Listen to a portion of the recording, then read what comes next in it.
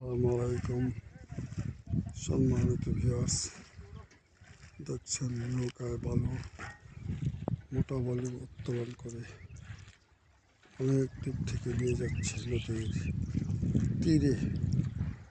ওখানে একটা স্তূপ করে সেখান থেকে ট্রলির সাহায্যে বালি নিয়ে যাওয়া হচ্ছে। প্রিয় বন্ধুরা, আপনারা দেখুন নৌকায় বালি উত্তোলন করা হচ্ছে। এইভাবে বালি উত্তোলন করে নদীর ঘাটে স্তূপ করে একত্রে রাখে, সেখান থেকে ট্রলির সাহায্যে পাকা রাস্তায় নিয়ে যাওয়া হয়।